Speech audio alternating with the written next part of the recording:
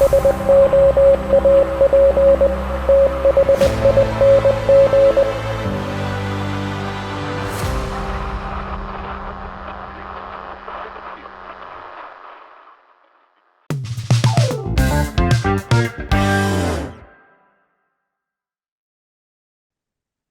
everybody, what's going on? Welcome to the Soap Thing Project, and thank you for joining me today. So this is episode 2 of Soap Thing Thoughts. At the time that we filmed episode 1, I didn't have a name for it yet, so I think we'll call it Soap Thing Thoughts. Joining me today from Wisconsin is Drew, the one, the only, the legend, the Whisker Assassin. How's life, Drew? Thanks for having me. Yeah, everything is really good. It's cold. It's Wisconsin. You're from Michigan originally, right? Yeah, I'm from Antrim County, Michigan. So you know what's up. You're good with cold. I love that lake effect snow. I will eat it up. Eat it up. Not me. No, you're originally from Texas, aren't you? That's right. Great state of Texas. Some hard growing pains moving up to Wisconsin. I often ask myself, what am I doing here? Before moving here, I had never seen a frozen lake, and I had never experienced sub-zero temperatures. And I moved here in November, and within about a week, I got both. Baptism by fire. Right. Or by ice. Right. Well, Drew, tell us about yourself, a little bit about your background and how you came to be a wet shaving YouTuber. I understand you are a meteorologist by trade. Indeed, yeah. Now that's not what I technically do anymore. I've moved on to a different career, but yeah, I grew up in Texas, Lubbock, Texas specifically. It's where Texas Tech is located, and I actually got a degree in broadcasting from Texas Tech way back in 2005, and then worked in TV news as a camera guy, and then I ended up in Little Rock, Arkansas, working in TV news there. While I was there, a meteorologist convinced me to go into the meteorology program at Mississippi State University. It was all online, and it didn't take a whole lot of convincing. We were actually covering a hurricane at the time, Hurricane Gustav, which made landfall in 2008. So while we were down there, it was very exciting. And he was like, "Oh, you should do this. You'd be good at it." So I did. I did the program. It was 3 years, and then so I was in Arkansas for 7 years. And then applied all over the country. I had a buddy that lived up in Wisconsin. He was originally from Texas as well, and we both kind of ended up here. So I did work at the NBC station here in Western Wisconsin for about 6 years as a meteorologist. I loved it. I had a blast, but the hours were horrible, honestly. Like if I was working the morning show, I would get there at 2:30 in the morning, and I'd get off at 1 in the afternoon. Or if I worked the evening shift, I'd get there at 2 in the afternoon and get off at 11. And I had one daughter at the time. I have 2 daughters now. My wife works 9 to 5. We just didn't see each other. And I also had to work the weekends and stuff. So ultimately, I got out of that. And now I work for a company that does continuing education for like behavioral health for like psychologists and psychiatrists and marriage counselors and therapists. Pretty cool what I do now. And I actually host webinars. I do Zoom every day. That's what I do. But it's funny. My old station actually reached out to me and asked if I would come and work part-time and fill in some over the holidays. And I said, absolutely. I'm not working Christmas Day. But yeah, in about 2 more weeks, I'm going to be back working just a handful of shifts for them. So I was honored that they, thought of me and asked me to come back. So that was cool. So it sounds like you got plenty of stuff to do to keep you busy. Yeah, absolutely. It's, between that and shoveling snow. Right. Over here in Turkey, we're actually not doing much. Our purpose out here at Incirlik Air Base is to kind of babysit NATO's southeast flank. And so right now we're doing a whole lot of nothing, just kind of sitting around waiting for, something crazy to pop off. Hopefully not, but that's what we're here for. What's weather like there? I assume it's probably pretty cold. Not as much as you might think. It's 60s during the day right now, down into the high 30s, low 40s at night. That's not bad.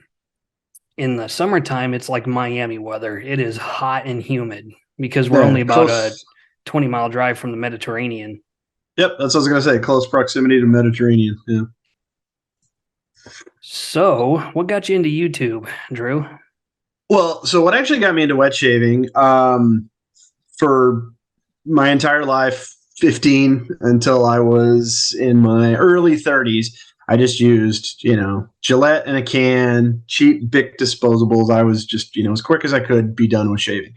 But then, Mach 3s came along and all these like razors with the cartridge razors with a bunch of blades. And obviously they were quite expensive.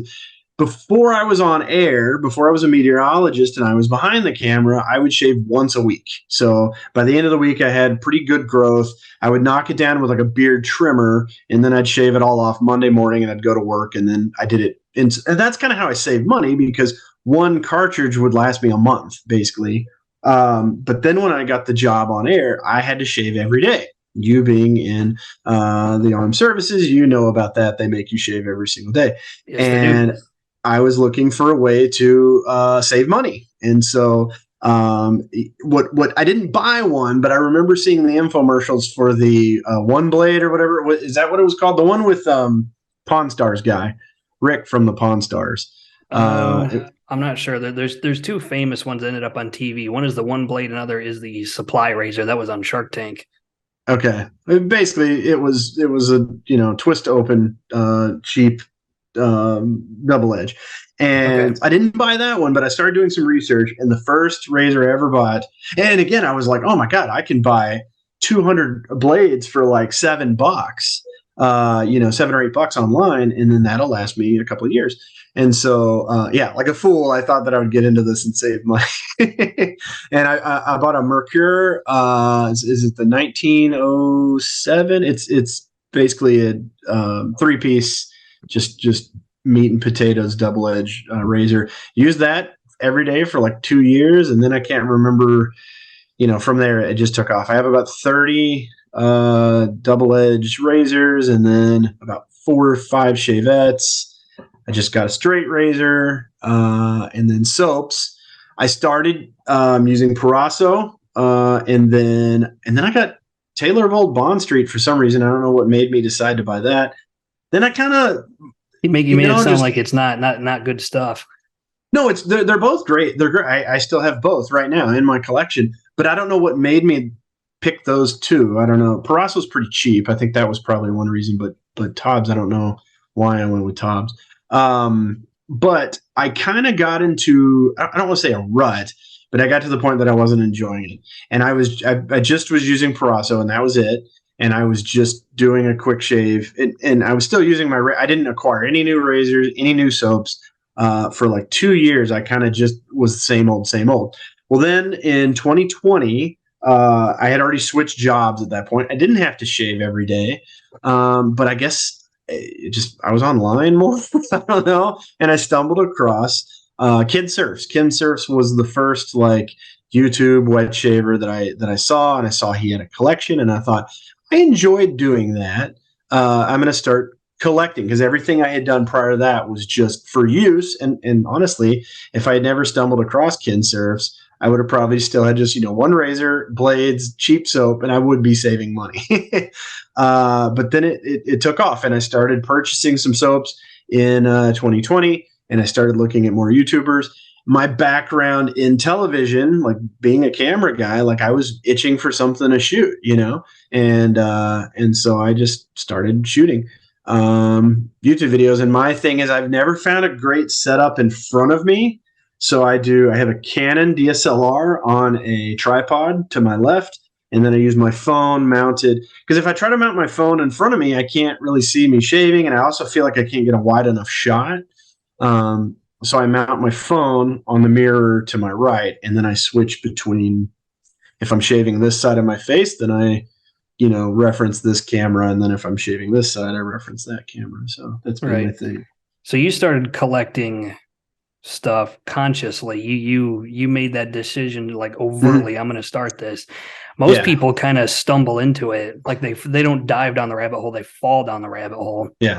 I went 5 years or better with one razor, maybe 2 razors, and maybe 2 brushes, and then maybe 2 soaps and 2 aftershaves. I had a very modest collection for like 5 years. 2013 is when I started wet shaving with a double edge, and it was to save money. And then so 7 years later, 2020 is when I started really ramping up my collection. And my collection, like I said, I probably have 30 soaps and splashes and 30 razors. So pretty, I knew what I was getting into basically. So. Right. No, I still owe you a box full of samples. That's coming. I got to get one more sample out, and then I'm going to be done with samples for the year, and then I'll ship the box out to you. But Gotcha. For those of you who have never watched the Whisker Assassin, he uses multiple camera angles, and it's actually quite a high attention to detail product that he puts out. Because for me, I have a kind of a very large countertop because I'm occupying the master bedroom of a house that used to be for back when we had dependents here, you know, families with children. And so we have now we have 2 non-commissioned officers to a house, and I was lucky enough to score the master bedroom. So I have this big countertop, and I actually put my Sony ZV-1 with a Deity microphone up on a tripod about 30 degrees to my right, and that's kind of been just where I put it since I've been here in Turkey. So yeah, you do some high quality work, and it's quite impressive. Like whenever a video comes out that you do, I'm always excited to see what's he doing now. And I'm fortunate because through my job, I have access to Adobe Premiere. Like editing to me is just as big as your shooting, you know? And so yeah, I'm able to sync the 2 camera angle, or, you know, very easily through, well, I do a clap, like I have both cameras, I do a clap, and then I can look at the waveform and I can line those up, and then they're synced through the rest of the video. Another thing I really pride myself on, and it's not knocking anybody that does it, but when people show a product, you know, it's hard for the camera not to focus on them. So they do this, and that's fine. But my thing has always been, I set up my camera on a tripod, I aim it at the shower curtain, so it's just kind of a muted background, and I do a really tight shot of everything that I'm going to be using, including my blade, my lather bowl. Like, to me, it's important to really see the product, you know, that I'm going to be using. And that for me has just always been my kind of style, I guess, is just to make sure that people, and again, there's nothing wrong with doing this and showing off your razor or whatever. But for me, I like to zoom in and really, really show it, you know? Right. No, I'm lucky enough that part of the reason I bought the Sony ZV-1 is because it has an eyesight search defeat button, basically. Gotcha. It's called showcase mode, and that's basically where instead of trying to focus on my face, it'll focus on whatever is the closest to it. And so all I got to do is take something and put it in front of my face. This camera's not going to do it, obviously, but the ZV-1 will willingly focus on that rather than on me. So I don't have to mess around with that. Yeah. But it was an expensive camera, and, you know, a lot of people are just content to use their phones, and, you know, if that's what you got and that's what you're willing to use, then go forth and prosper, you know. Phones take amazing video, photos, and whatnot. What they lack is zoom, basically. And if you're shooting in your bathroom, like, you don't really need to zoom. You know, like, a phone is 100% adequate, and in many cases better than older cameras.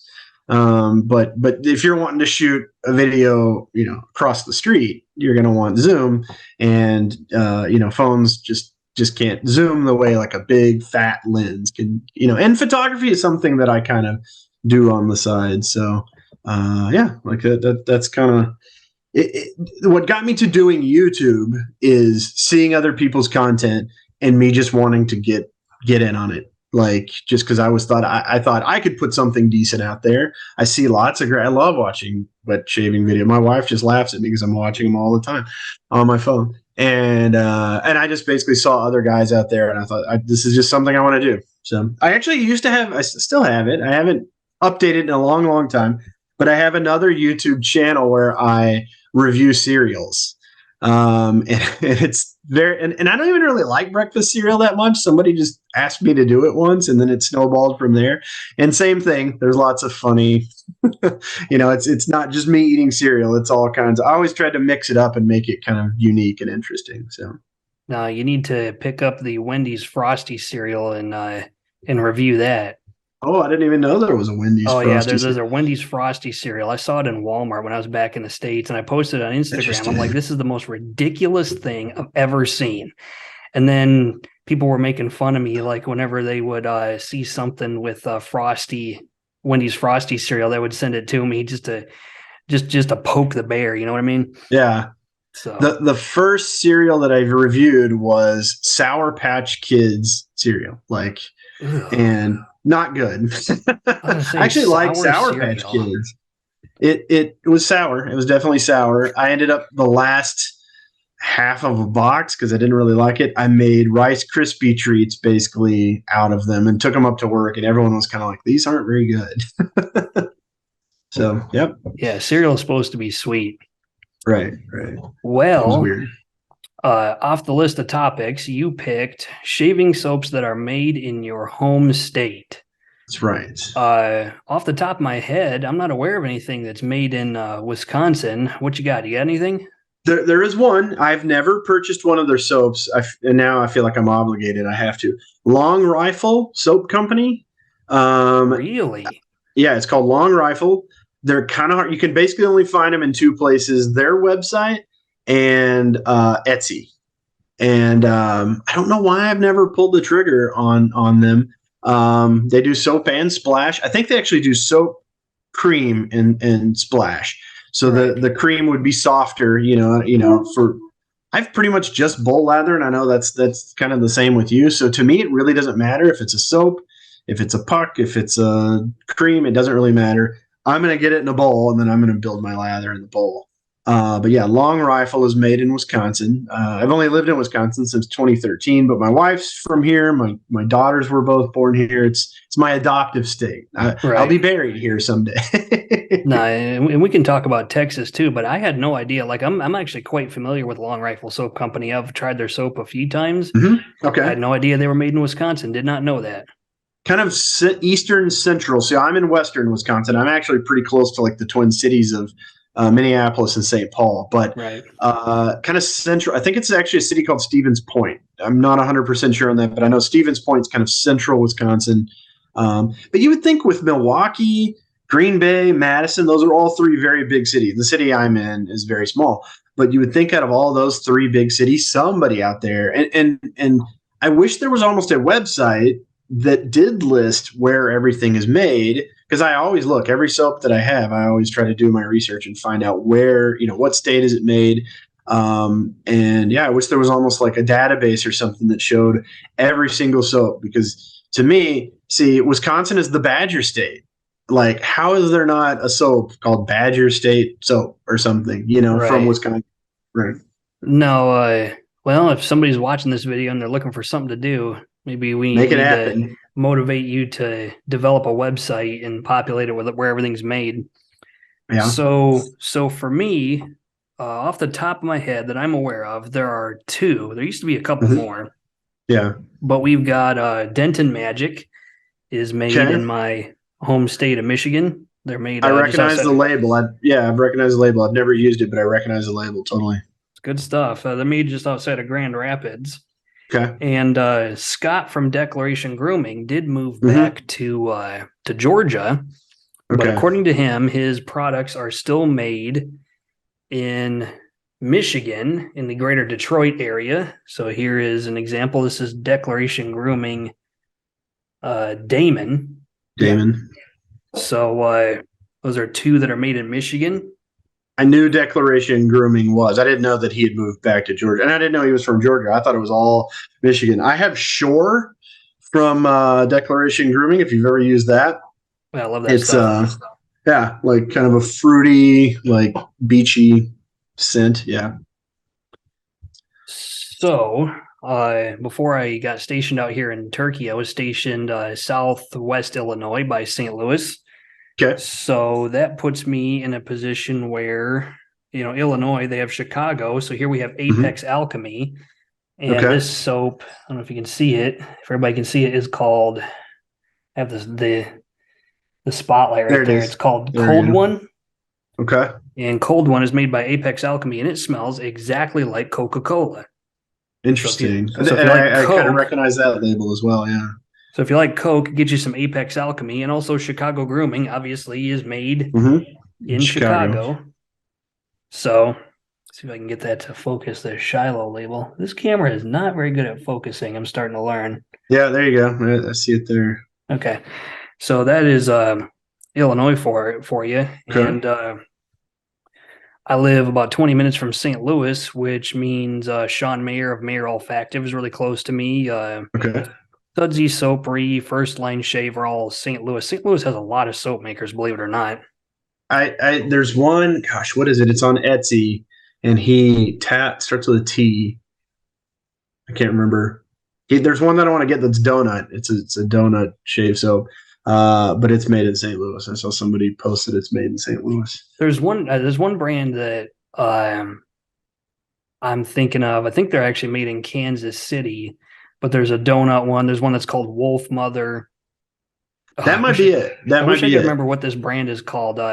Across the bottom of the screen, I will put what that brand name is in post, and we'll put exactly where they're made.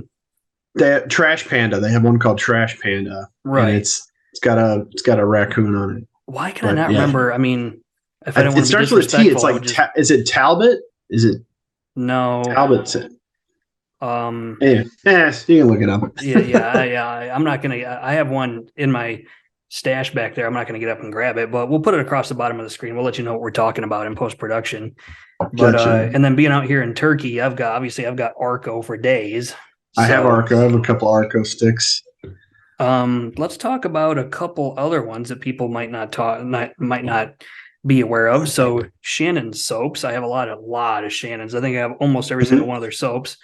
Shannon Soaps is made in Ohio. Okay.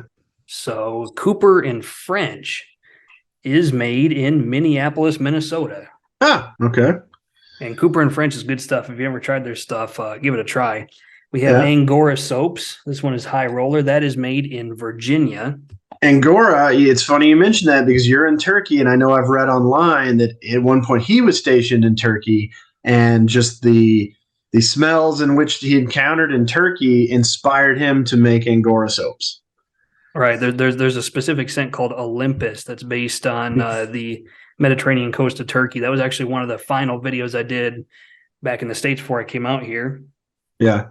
Katie's Bubbles is made in New Jersey, I'm fairly certain. Gotcha. We've got Ariana and Evans or the Club. That is made in Connecticut. Yeah. Crown and Crane is made in Georgia. And I'm not going to go over every artisan. I just got a couple more left. Zingari Man is made in Indiana. And then we have, what do we have here? Heritage Hill, made in Florida. Okay. And then we got PAA, obviously. They're made in Arizona. Right. In the state that you originally came from, they have Noble Otter and Murphy and McNeil, among other things. Murphy and McNeil is my all-time favorite artisan.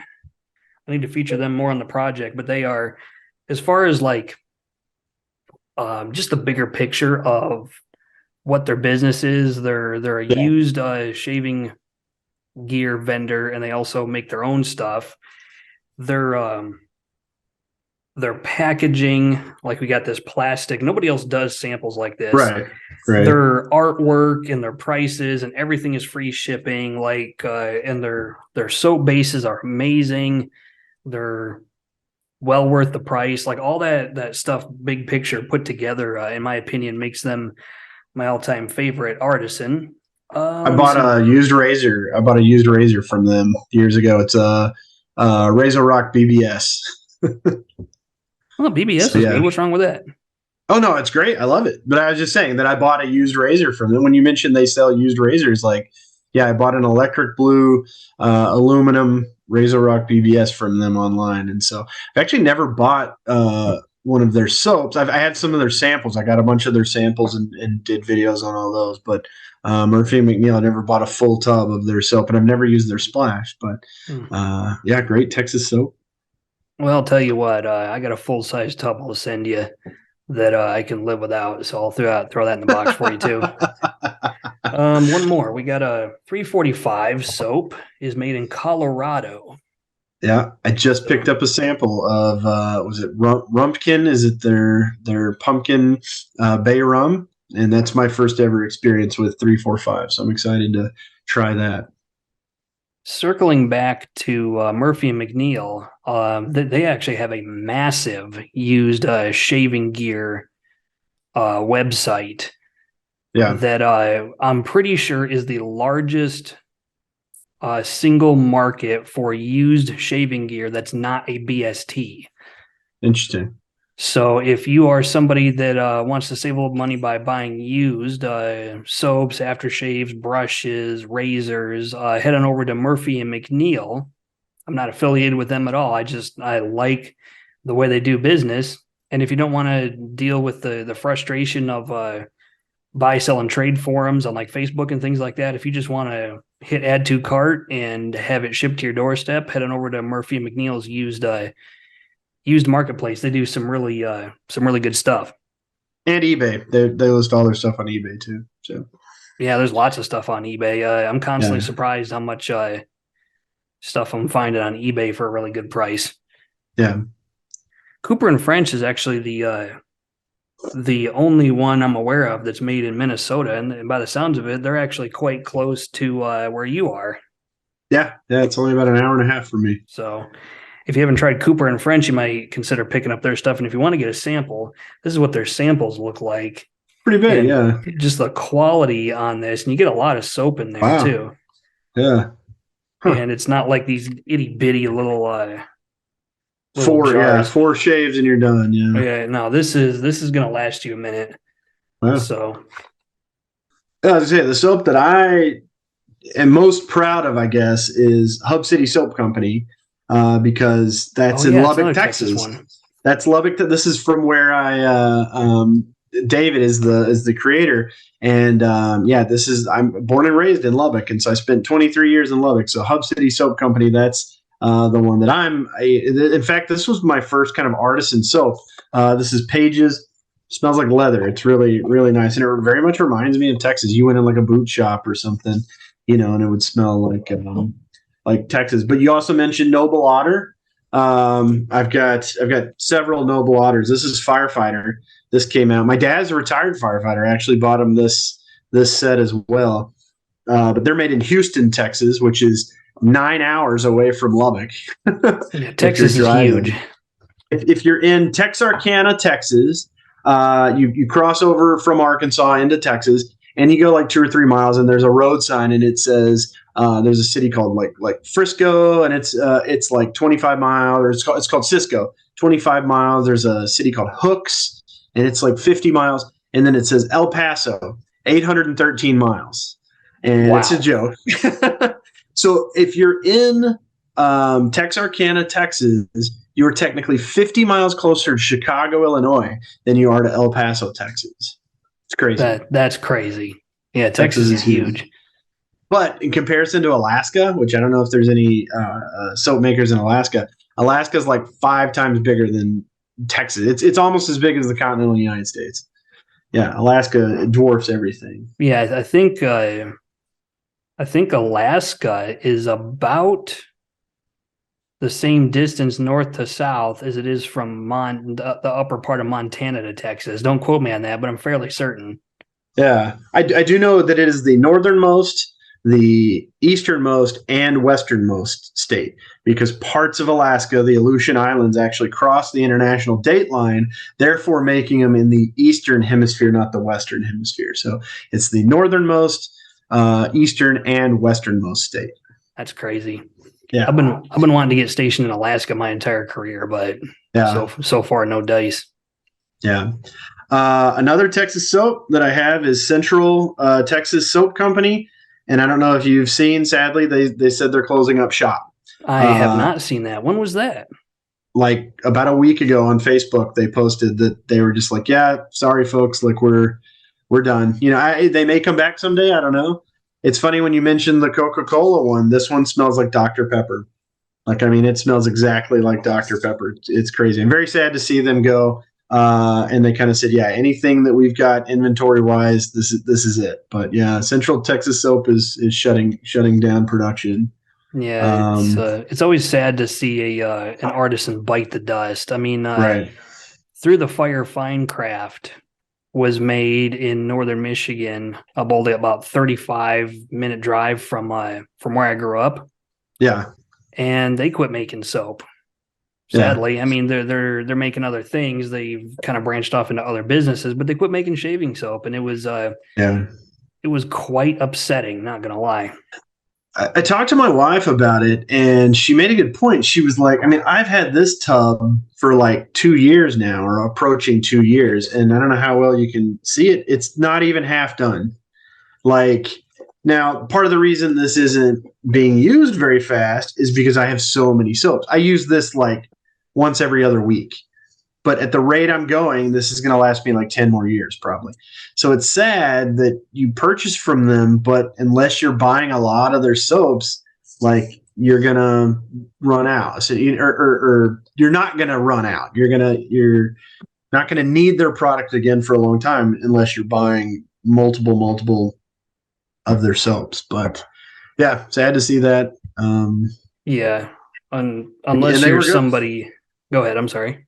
No, I was gonna say they were always good. Great performance, great smell. That's the only one I have actually from Central Texas Soaps, and this is the only one from Hub City that I have as well. Noble Otter, though, I have a ton.